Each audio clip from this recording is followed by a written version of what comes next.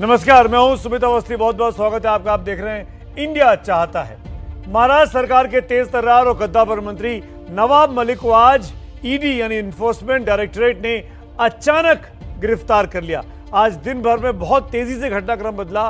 सुबह उनको उठा के ले गए और दोपहर बाद उनकी गिरफ्तारी ईडी ने दिखा दी है। और यह गिरफ्तारी एक बेहद संगीन आरोप पे हुई है और वो आरोप है दाऊद गैंग से रिश्तों का। यानी नवाब मलिक का सीधे तौर पर दाऊद गैंग के साथ किसी तरह का लेन देन है, किसी तरह की साझेदारी है। ये बड़ा और गंभीर आरोप लगा है महाराष्ट्र के मंत्री नवाब मलिक पे। इस घटना पर सियासी पारा भी अब चढ़ने लगा है। यूपी में चुनाव है और अब महाराष्ट्र का ये मामला उत्तर प्रदेश में भी उठा है। इस वक्त अदालत में सुनवाई चल रही है।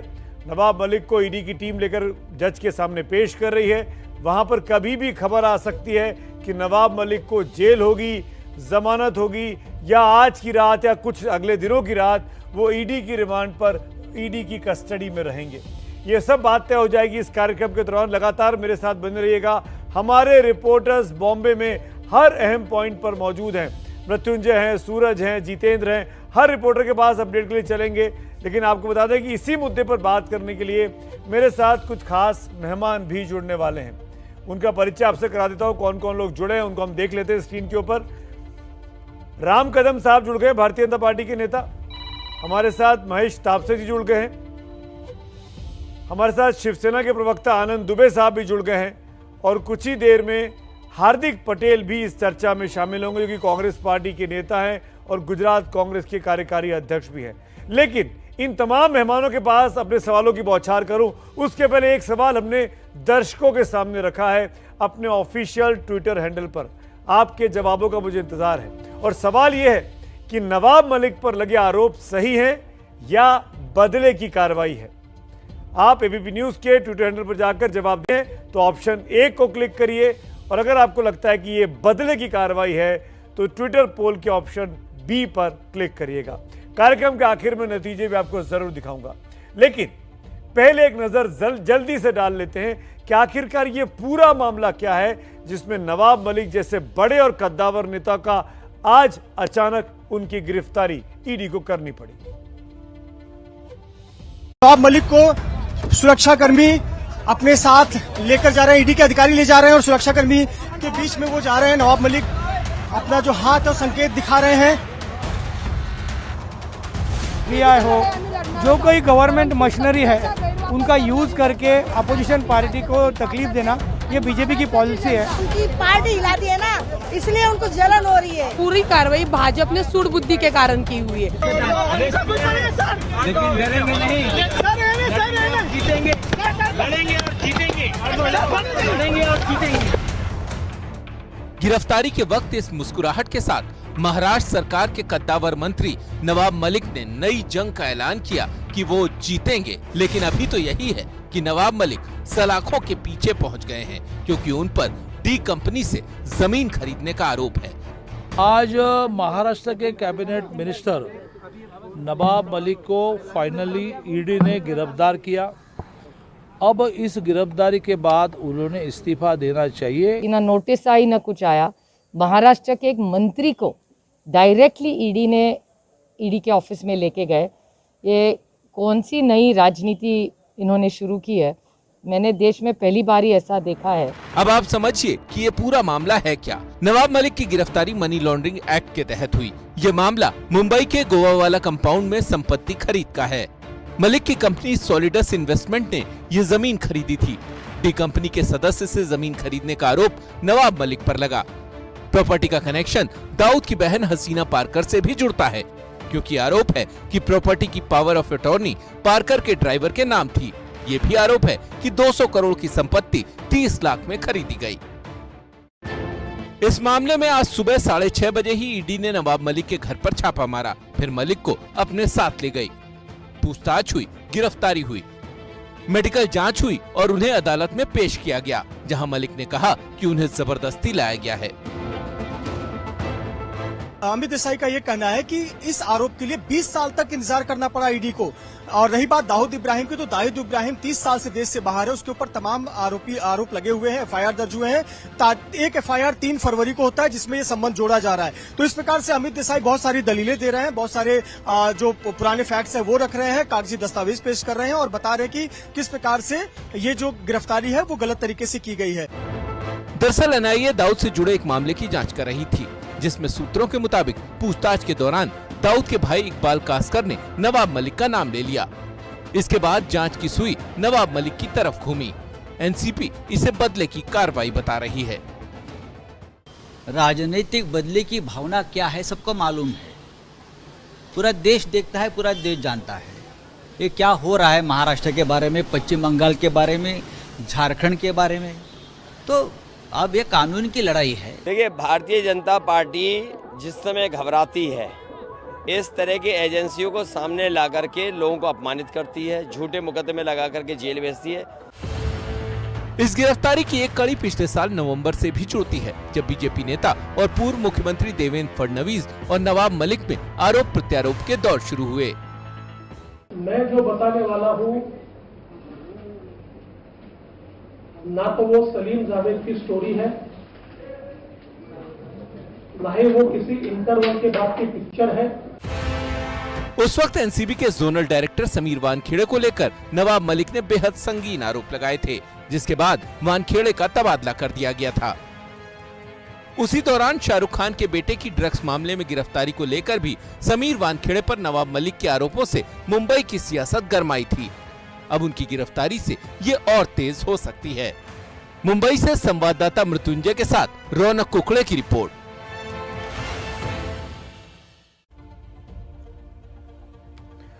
तो बगैर वक्त गवाए सीधे चर्चा शुरू करते। खास मेहमान मेरे साथ बने हुए। नवाब मलिक का फैसला कभी भी आ सकता है, जैसे ही वो फैसला आएगा पीएमएलए कोर्ट में मेरे सहयोगी सूरज ओझा मौजूद है, उनसे हम अपडेट लेंगे। लेकिन मेरा पहला सवाल आपसे है महेश तापसे जी, बड़ा झटका आपके बड़े नेता पर दाऊद के साथ, डी कंपनी के साथ गंभीर संगीन आरोप की संबंध है, आपके साथी हैं।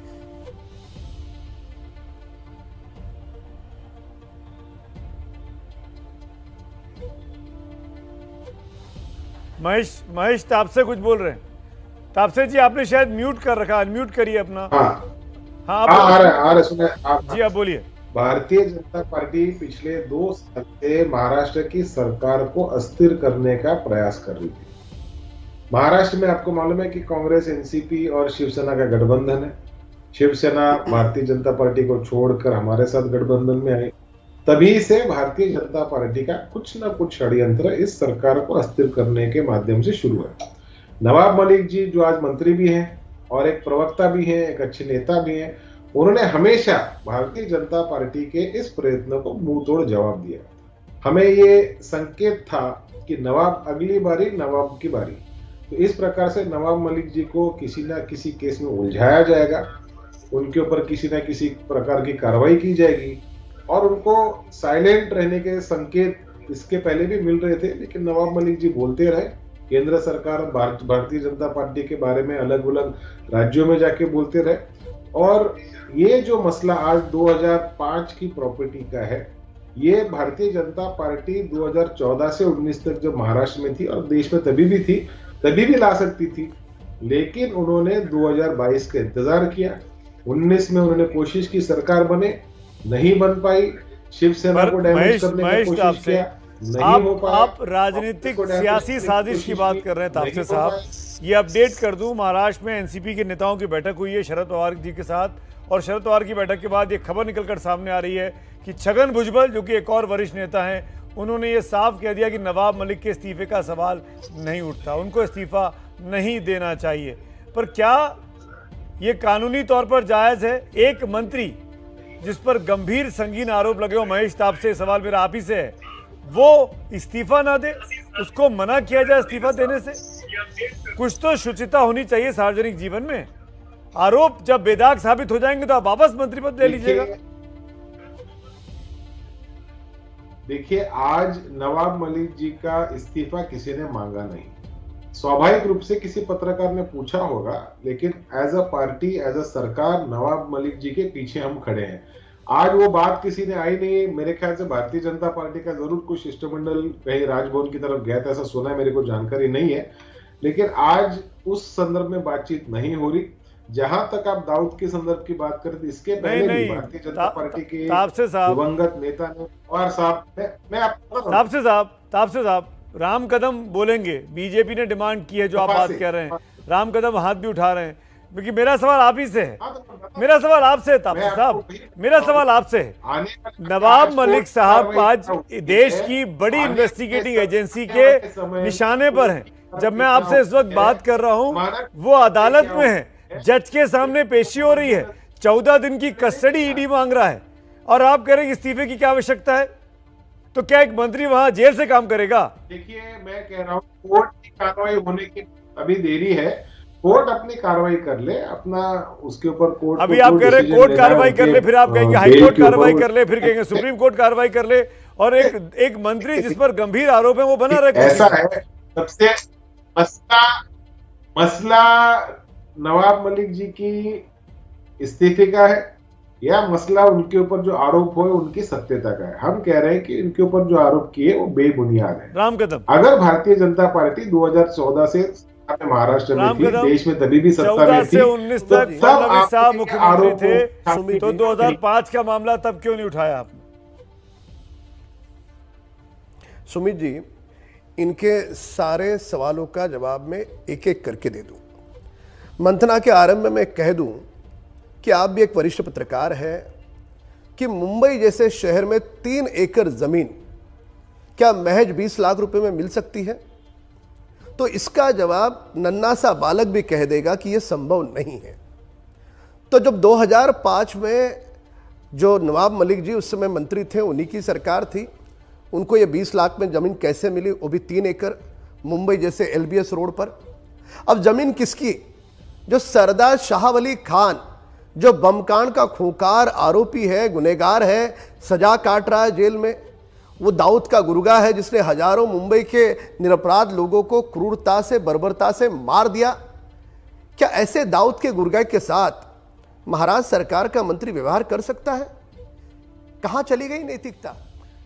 सारा सवाल बुनियादी यह है कि इतना बड़ा गंभीर आरोपी दाऊद का गुर्गा, और उसके साथ जमीन भी ली जा रही है। कौन सी जमीन? जो ऐसी जमीनें आमतौर पे सरकार अपने कब्जे में लेती है, बाद में उसे इनाम करती है। इन्हें लेनी थी तो उस ऑक्शन में ले लेते, पर नहीं, रातों रात केवल महज 20 लाख में 3 एकड़ जमीन इन्होंने खरीदी। नहीं तो 14 से 19 तक आपकी सरकार थी ना? क्या सवाल? आपने कार्रवाई क्यों नहीं की थी? राम कदम, सवाल तो यही है। बिल्कुल सही। आप जो 5 में हुआ वो सबको पता है। इस कहानी को हम लोग कई बार दिखा चुके हैं, पर 5 साल आप लोगों ने क्या किया? 5 साल नवाब मलिक के ऊपर एक भी इंक्वायरी बिठाई? क्या हुआ बताइए? सुमित जी, आपने बिल्कुल सटीक सवाल पूछा, उसका सटीक जवाब दे दो। गुनाह 10 साल पहले हुआ, 20 साल पहले हुआ, उससे उसकी गहराई कम अधिक नहीं होती। गुनाह गुनाह है। जब हमारे सामने यह मामला आया, मुंबई और महाराष्ट्र में केवल रोज एक डॉक्यूमेंट रजिस्टर्ड नहीं होता, लाखों डॉक्यूमेंट्स रजिस्टर्ड होते हैं। जब किसी जानकारी के तहत यह मामला सामने आया, हमने तुरंत, विपक्ष का दायित्व है, जो लोगों के पैसे की लूट होती है तो उसे हमने उजागर करना चाहिए। हमारे विपक्ष के नेता देवेंद्र फडणवीस जी ने लोगों के सामने रखा। हमने पुख्ता सबूतों के साथ हमने बात करी है। इनके जो नेता रोजाना पत्रकार वार्ता करके बड़बोलापन करते हैं, वैसे हमने नहीं किया। हमने पूरे ब्लैक एंड व्हाइट के साथ सबूत दिए। मतलब 5 साल तक आपकी सरकार के पास कोई सबूत नहीं था। नीचे गिरने के बाद कहे राम कदम साहब, 5 साल तक आपकी सरकार के पास कोई सबूत नहीं था। सुमित जी, आपकी सरकार इतने बड़े घोटाले को, जो इतनी बड़ी बातें करती है, आतंकवाद को खत्म करने वाली, दाऊद को पकड़ के लाने वाली, वो इन 5 सालों में कुछ नहीं कर पाई, ये आप मान रहे हैं? नहीं, यह बात मान लो आप। 2005 से लेकर 2014 तक इन्हीं की सरकार थी। अब इन्हीं की स्वयं की सरकार ने उन पर क्यों नहीं कार्रवाई की है? मैं यदि सवाल पूछूं तो यह सवाल क्या जायज नहीं है? बिल्कुल है। जब हमारे पास यह मामला आया है, जब यह मामला हमारे पास आया है तो आने के बाद हमने चुप्पी नहीं रखी। हमने पुख्ता कागजात देश के सामने रखे, पुरजोर तरीके से रखे, और जनता के पैसे की लूट होती है तो दायित्व विपक्ष का यह होता है कि विपक्ष उन बातों को लोगों के सामने रखे। हमने वो बात लोगों के सामने रखी। अब इन सवालों का जवाब देने की जगह पे नवंबर के महीने में दिवाली के आसपास जब देवेंद्र फडणवीस और नवाब मलिक आपस में आरोप और प्रत्यारोप लगा रहे थे तो बड़ी बात की थी नवाब मलिक ने देवेंद्र फडणवीस जी के बारे में कि मुंबई के 5 सितारा होटलों में क्या होता है, वो ये जानना चाहते थे और उसी के बाद से पूरा चक्रव्यूह चला। ये भी तो इल्जाम लग रहा है कि ये वेंडेटा है, पर्सनल वेंडेटा है देवेंद्र फडणवीस और नवाब मलिक के बीच का। नहीं, सुमित जी, इस बात को आप स्वीकार करो कि इस प्रकार की बातें कोई नजदीक का ही आदमी आकर के देता है, और हो सकता है उस समय जब आरोप प्रत्यारोप चल रहे थे तो नवाब मलिक जी के किसी करीबी ने ही आकर के ये सारे दस्तावेज दिए हैं, क्योंकि जब तक करीबी ऐसे दस्तावेज नहीं देगा तब तक कैसे हमारे पास आएंगे।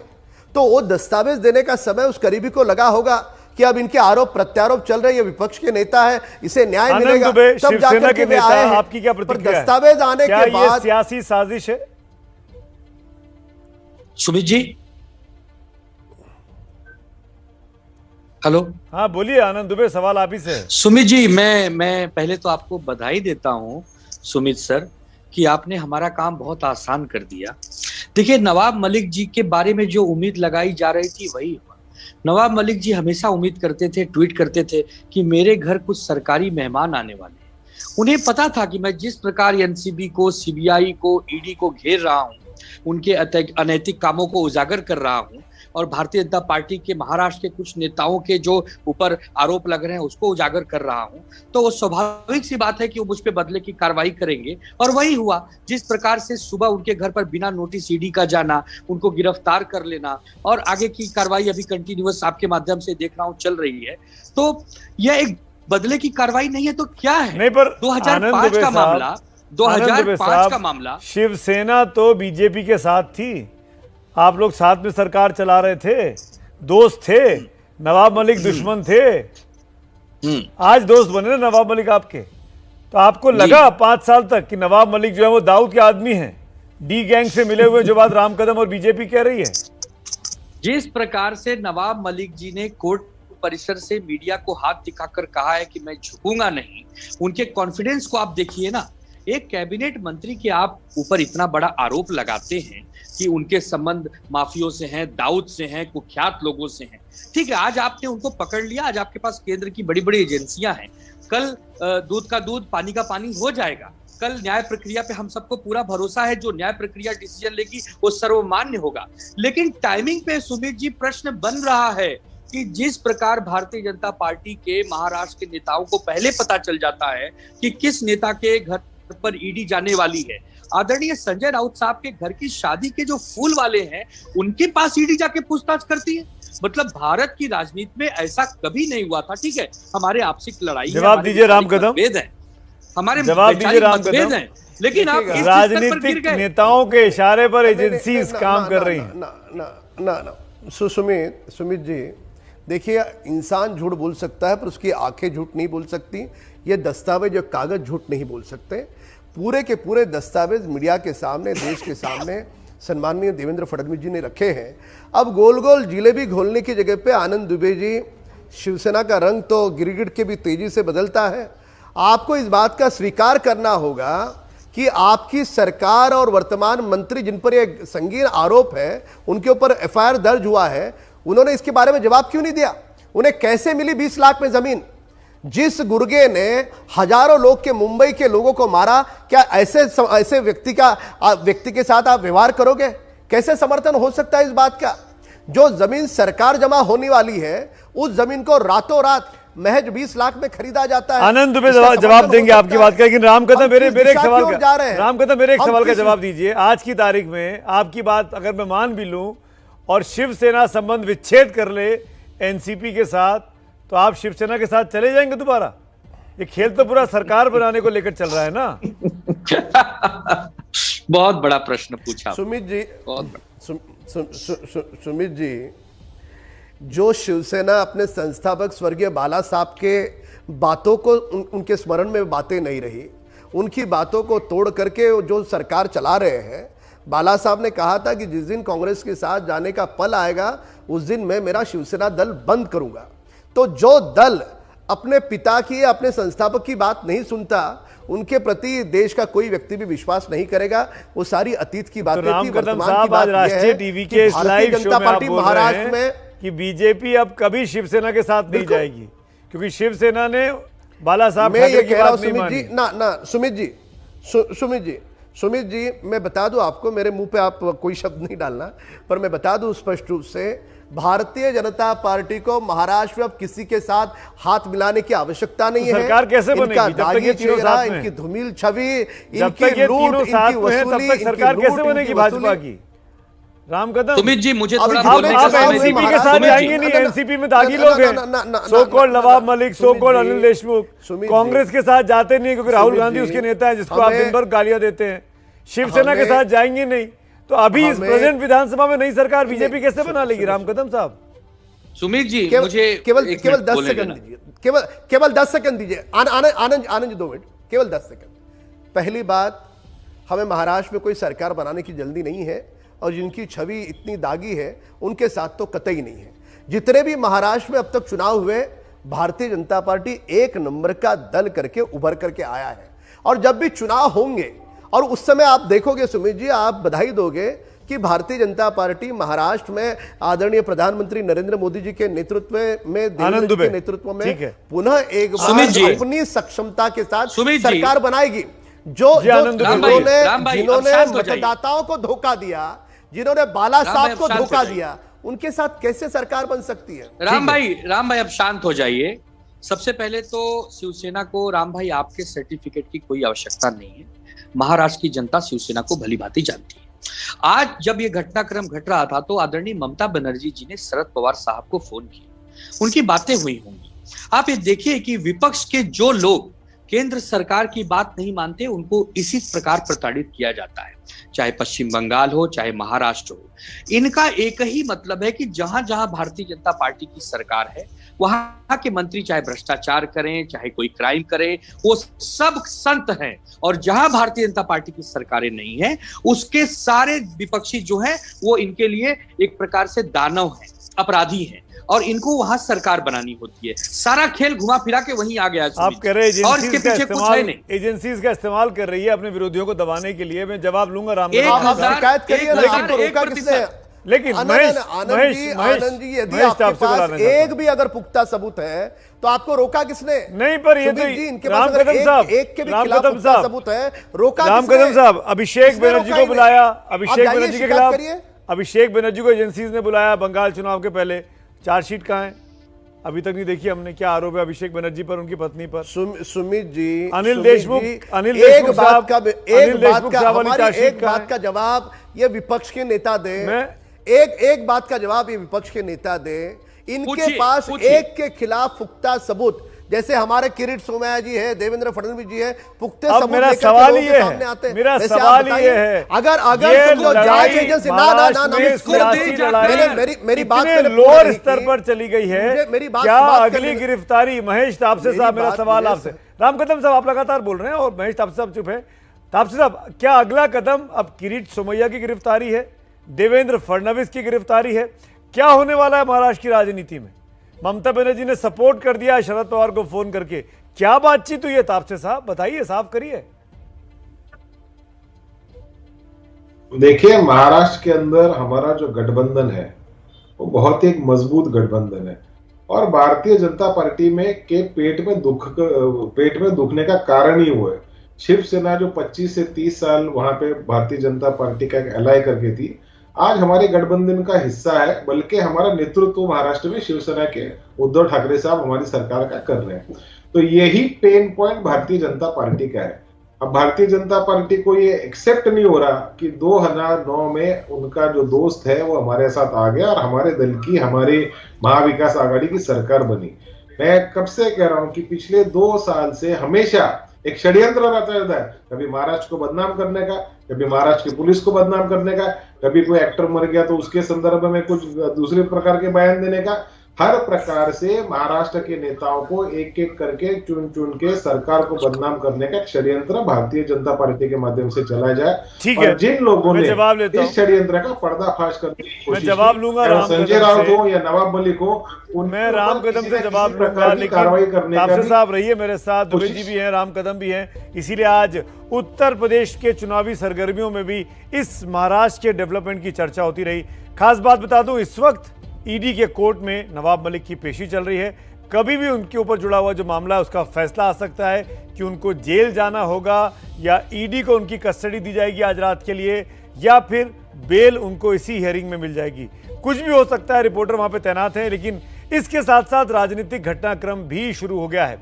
शरद पवार ने एक आपात बैठक बुलाई अचानक, जिसमें पूरे महाराष्ट्र के सत्तारूढ़ दल के नेता, चाहे वो शिवसेना हो, एनसीपी हो या कांग्रेस हो, तीनों दलों के नेता जो मुंबई में उपलब्ध थे वो शरद पवार के घर पे बैठे हैं।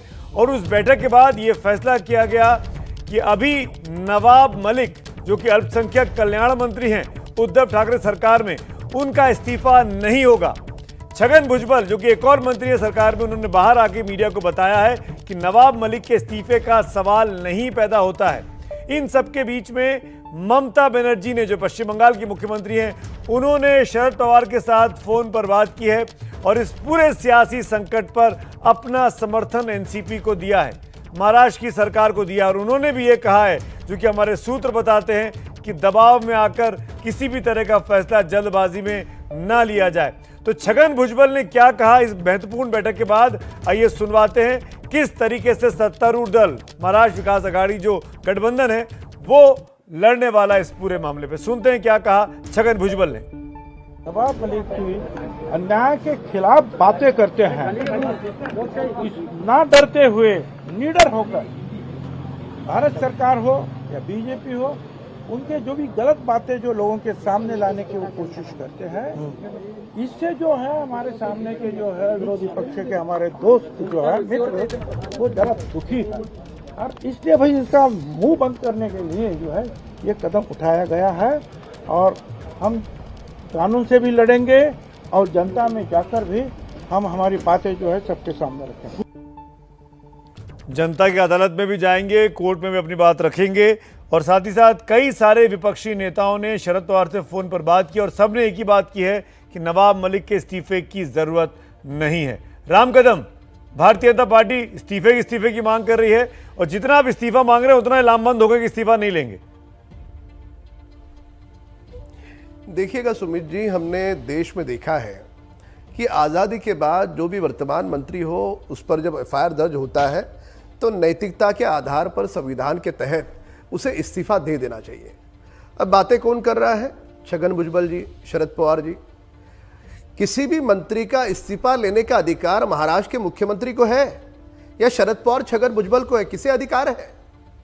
यानी संविधान का ये पालन करेंगे या संविधान को छोड़ करके कोई और केंद्र बनाने का प्रयास करेंगे? मंत्री वर्षा में बैठक हुई मुख्यमंत्री से, बैठक के बाद छगन भुजबल साहब ने ये कहा, इसका मतलब कहीं ना कहीं मुख्यमंत्री के कहने के बाद ही ये बात कही गई कि इस्तीफे की जरूरत नहीं है। तो जो अधिकार छगन भुजबल जी का है ही नहीं, जो अधिकार शरद पवार जी का है ही नहीं, उस पर वो किस अधिकार से वाणी बोल सकते, बयान दे सकते?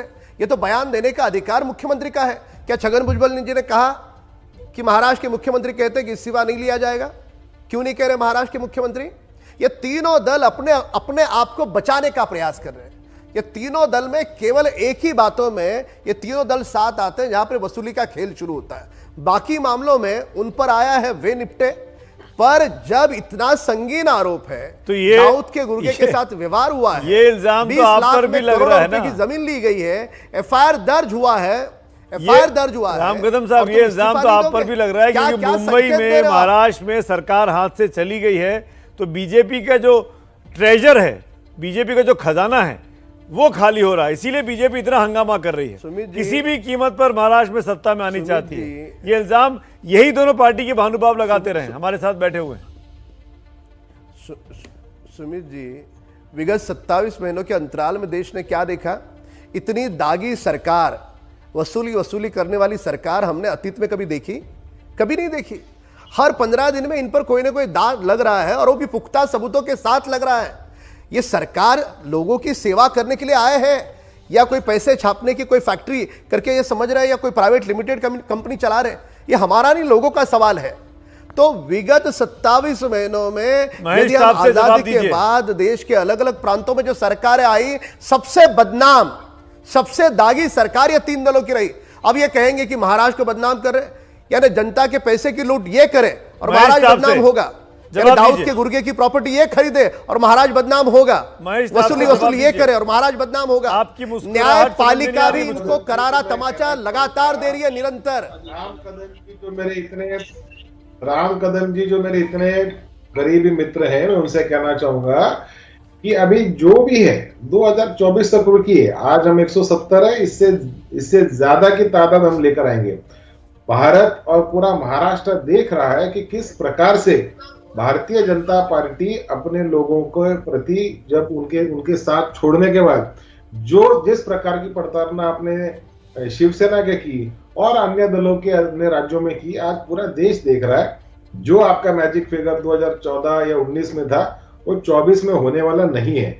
मैं समझ सकता हूं कि कितनी वेदना हमारे भारतीय जनता पार्टी के नेताओं के मन में हो रही है। एक बात बताइए तापसे जी, महेश भाई एक बात बताइए, राजनीतिक हलकों में तमाम लोग ये कहते हैं, मानते हैं कि ऊपर के लेवल पर शरद पवार साहब के और प्रधानमंत्री मोदी के बहुत अच्छे संबंध हैं। जब इतने अच्छे संबंध है, दोस्ती है, समझते हैं एक दूसरे को, फिर नीचे ये हंगामा क्यों मचा रहता है? कभी अनिल देशमुख की गिरफ्तारी, कभी नवाब मलिक की गिरफ्तारी, कभी किरीट सोमैया पर उधर हमला, कभी देवेंद्र फडणवीस के ऊपर गंभीर आरोप। ये क्या है महेश तापसे साहब? आपने बहुत अच्छा सवाल किया। ऊपर के जो बड़े नेता हैं भारतीय जनता पार्टी के, वो बखूबी समझते हैं कि उनके पास मैजिक फिगर महाराष्ट्र में नहीं है। शिवसेना जो उनके पास 25-30 साल था, आज शिवसेना उनके साथ नहीं है। तो मैं नहीं देखता कि भारतीय जनता पार्टी के जो दिल्ली के बड़े नेता हैं, चाहे वो देश के प्रधानमंत्री हो, चाहे हमारे गडकरी साहब हो, चाहे अमित भाई शाह हो, या और भी कोई जो दिल्ली के नड्डा जी हो, ये कोई भी इस सरकार को अस्थिर करने का कोई भी प्रयत्न की बात नहीं करते। लेकिन जिनके सपने भंग हो गए, जिनकी रातों की नींद हराम हो गई, जिनके सारे ख्वाब मिट्टी में मिल गए, उनके बारे में क्या? वो लोग चाहते हैं कि सरकार अस्थिर हो और अपनी काबिलियत फिर से एक बार दिल्ली के अपने नेताओं को किस प्रकार से ये एजेंसी तो सेंट्रल की एजेंसी ना तापसे साहब, ईडी की कार्रवाई तो सेंट्रल की एजेंसी है। इसमें महाराष्ट्र के बीजेपी के नेता क्या कर सकते हैं? अगर आपका इशारा भी हो तो दिल्ली के नेताओं पे होना चाहिए। मैं आपको यही कह रहा हूँ कि जितनी भी ऑटोनोमस बॉडीज हैं, उनका हम आदर करते हैं, हम ऐसा नहीं बोलते। हम तो पूछ ही सकते ना, आज पीएमएलए के अंदर 4700 केस दर्ज है, गिरफ्तारी कितनी है? 310। तो आज कन्विक्शन रेट के बारे में भी बोलिए ना। आपने सुशांत सिंह संदर्भ में बहुत बड़ी बड़ी बातें की, आपने महाराष्ट्र में जो साधुओं की हत्या है उसके बारे में बड़ी बड़ी बातें की। महाराष्ट्र में ये हो रहा है, महाराष्ट्र में हो रहा है, ये नेता अटक हो जाएगा, वो नेता हो जाएगा, भुजबल साहब के संदर्भ में आपने बात की। तो कन्विक्शन आज मीडिया ट्रायल करके किसी जवाब किसी सरकार को महाराष्ट्र में किसी के प्रति लोगों के महाराष्ट्र में महेश जी अब हमारी बारी है। ये भारतीय जनता पार्टी का महेश जी अब हमारी बारी है। मैं मेरे मित्र राम कदम जी को यही कहूंगा कि जब आपके पास कोई ठोस वहां पे महेश जी हमारी बारी है, प्रूफ है, तो उसको कन्विक्शन लेके जाना जवाब तो ले लीजिए। समीर वानखेड़े के केस में जवाब सुन लीजिएगा। क्या हुआ समीर वानखेड़े के केस? जवाब सुन लीजिए। वहां से वो एनसीबी से हट गए, उनके जवाब सुन लीजिए। जो मसला था वहां पे क्या हुआ वो देखा, और समिति जाति की समिति, उसके अंदर भी कुछ ना कुछ नतीजा आएगा। वो जवाब सुन लीजिए आपके महेश भाई, जवाब सुनिए। राम कदम बोल रहे हैं, मैंने राम कदम का नाम पुकारा है। राम कदम साहब बोलिए। तो नवाब मलिक आपका कांटा बच रहे थे, ये कांटा दूर करने का आप कोशिश कर रहे हैं। बड़ा बेहतर होता यहाँ पर एनसीपी के नेता कुछ आंकड़ों की बात करते, तथ्यों की बात करते, कुछ तर्क देते, पर आंकड़े यही दर्शाते हैं कि जितने भी महाराष्ट्र में चुनाव हुए, उस सारे चुनाव में भारतीय जनता पार्टी 1 नंबर का दल करके उभर करके आया है। क्या वे आंकड़ों को ये नकार सकते हैं? यहाँ पे गोल गोल जिलेबी घोलने से काम नहीं चलेगा, यहाँ पे मुंगेरी लाल के हसीन सपने देखने से काम नहीं चलेगा। आप आईने में खुद की शक्ल जाकर के देखिएगा सरकार करके। 27 महीनों में आपने देश के सामने क्या छवि दी? 100 करोड़ रुपए की महीने की लूट, ये छवि आपने दी। आपका गृह मंत्री जेल में, आपका दूसरा मंत्री बलात्कार और दूसरे संगीन आरोपों में उसका इस्तीफा लिया गया, तीसरा मंत्री ईडी के दाऊद के साथ व्यवहार किया, उस मामले में अब जेल में जाने की कटघरे पर खड़ा है। क्या आपने महाराष्ट्र का चित्र, ये सरकार का चित्र देश के सामने क्या छवि आपने प्रस्तापित की है? आज तक अतीत में कभी देखा कि एपीआई जैसा अफसर बैंकों में होती वैसे पैसे गिनने की मशीन उसके गाड़ी में पाई जाती है? एपीआई के लिए महाराष्ट्र का मुख्यमंत्री सदन में जा करके उसकी वकालत लेता है, कभी ऐसा देखा? सुशांत सिंह राजपूत के मामले में भी बिहार की पुलिस जब मुंबई आती है, जैसे मान करके चलो वे आतंकवादी है, एक ऐसी सरकार जिसमें तमाम दागी मंत्री हैं, राजपूत के सारे उसका मुखिया बन के उद्धव ठाकरे जी को क्या प्राप्त हो रहा है? इल्जाम है बीजेपी का आपके ऊपर। सुमित जी, आपने उत्तर प्रदेश का भी अभी जिक्र किया। मैं उत्तर प्रदेश में इस समय बैठा हूं, सिद्धार्थनगर जिले में डुमरियागंज। इसी क्षेत्र से नवाब मलिक जी आते हैं। सुबह से यहाँ पर भी वही चर्चा हो रही है टीवी के माध्यम से, जो घटना इस समय मुंबई में घट रही है। लोग निराश हैं, लोग हैरान हैं कि सरकारें, अभी तक आपसी मतभेद हो सकते थे, लेकिन जिस प्रकार से उनकी गिरफ्तारी की गई है, लोग यहाँ भी निराश हैं। कल आदित्य ठाकरे जी की यहाँ सभा है। पहली बार ठाकरे परिवार का नेता उत्तर प्रदेश की पावन धरती पर सभा करने आ रहा है।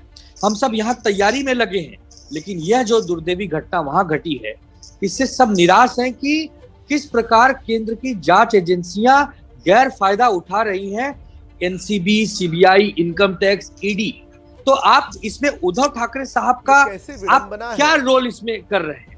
आप एक बात बताइए कि जो उद्धव ठाकरे जी, अरे इस्तीफा तो ले सकते हैं ना आनंद दुबे, नवाब मलिक साहब का इस्तीफा तो ले सकते हैं। नैतिकता होनी चाहिए कि नहीं राजनीति में? मैं वही कह रहा हूँ, मैं वही होनी की नहीं चाहिए, हिम्मत मैं वही कह रहा हूँ, एक हाइपोथेटिकल सिचुएशन हो जाए। मैं वही आपसे कह रहा हूँ, मैं वही आपसे कह रहा हूँ कि मैं वही आप, 1 मिनट राम भाई, 2 मिनट रुक जाइए खाली, जल्दी से। देखिए, अब मामला जुडिशरी है, मामला कोर्ट में चल रहा है। अभी आप ही बता रहे थे कि थोड़ी देर में ये पता चल जाएगा कि बेल हो जाती है कि जेल हो जाती है, क्या हो जाता है।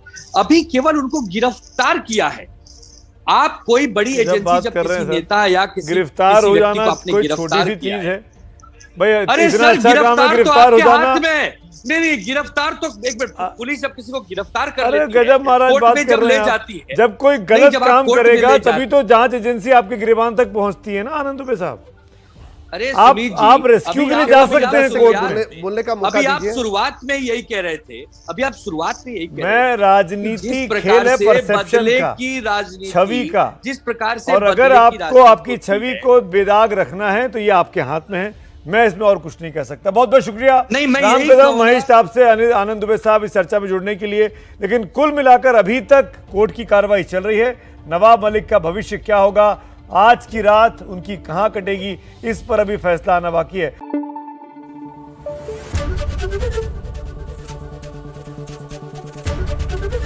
एबीपी न्यूज आपको रखे आगे।